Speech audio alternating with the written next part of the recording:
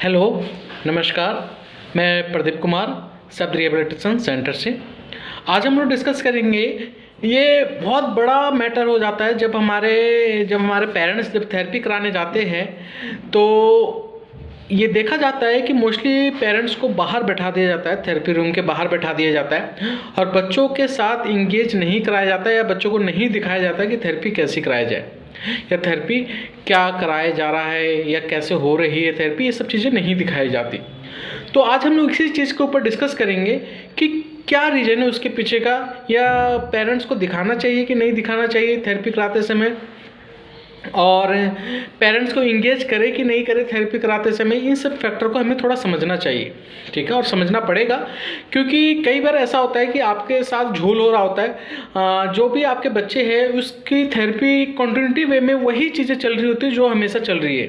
जैसे 1 महीने से जो थेरेपी चल रही थी वही कंटिन्यू थेरेपी चल रही है, इसलिए आपको ना दिखाने के लिए आपको अंदर नहीं लिया जाता। मोस्टली ये केसेस में देखा जाता है कि आपको ये कह देते हैं कि अगर बच्चे को अगर आपने देखा या बच्चा आपको देखा तो बच्चा थेरेपी नहीं करेगा, बच्चा इंगेज नहीं होगा। तो ऐसा कब तक, क्वेश्चन ये उठता है कि ऐसा कब तक हमें ये चीज़ें देखनी पड़ेगी या ऐसा कब तक होगा कि बच्चा मुझे देख के रोना स्टार्ट करेगा। अगर बच्चा मुझे देख के नहीं कर रहा तो क्या वो घर पे करेगा एक्टिविटी? मान लीजिए कि थेरेपिस्ट के सामने वो कर रहा है लेकिन मदर के सामने नहीं कर रहा, तो उस थेरेपी का क्या फ़ायदा, उस थेरेपी का क्या फ़ायदा?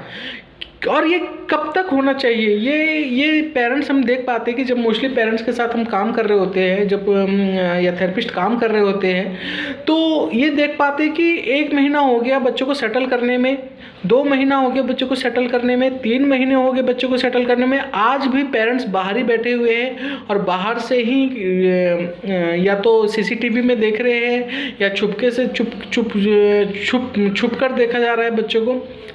तो होता ये है कि बच्चा क्या करता है कि कभी भी ध्यान रखिए कि बिहेवियर जो है ये हमेशा परसिस्टेंट नहीं रहना चाहिए। किसी भी तरह का बिहेवियर हो, चाहे आपको देख के रोने का बिहेवियर हो, चाहे आपके सामने ना करने का बिहेवियर हो, उसके अंदर कुछ चीज़ें ऐसी डेवलप हो जानी चाहिए, उसके अंदर ऐसी चीज़ें थिंकिंग डेवलप हो जानी चाहिए कि वो आपके सामने भी वो सारी एक्टिविटी करे जो एक थेरेपिस्ट के सामने करता है।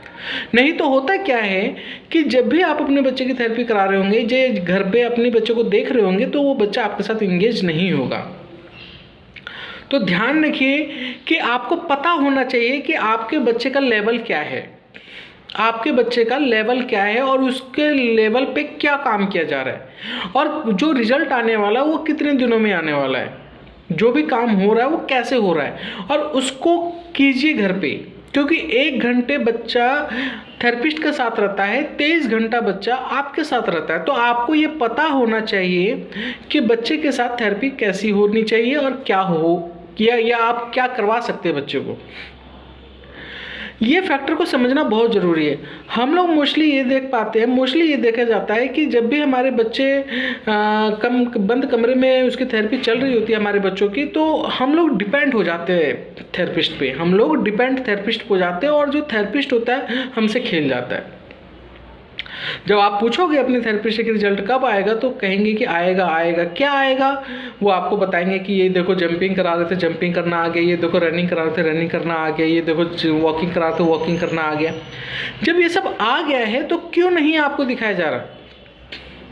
आपके सामने क्या दिक्कतें चल रही है और ये कब तक दिक्कतें चलेगी, इसके बारे में कंसल्ट कीजिए अपने थेरेपिस्ट से।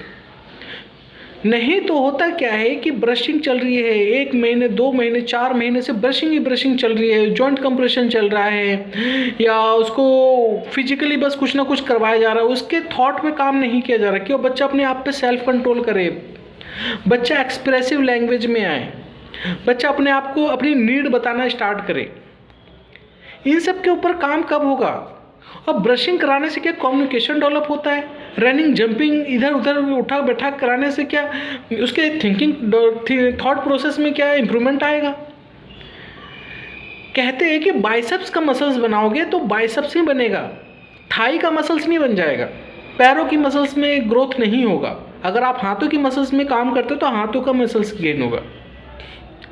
तो देखिए कि बच्चे के किस स्किल्स के ऊपर काम किया जा रहा है।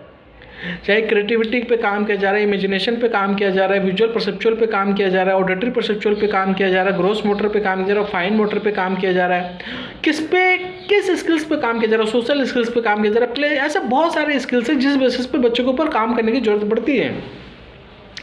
अगर बच्चे के ऊपर अगर काम नहीं होगा ठीक से, बच्चे के लेवल के ऊपर काम नहीं होगा ठीक से, स्किल्स के ऊपर काम नहीं होगा ठीक से, तो वो आपको नहीं दिखाएंगे।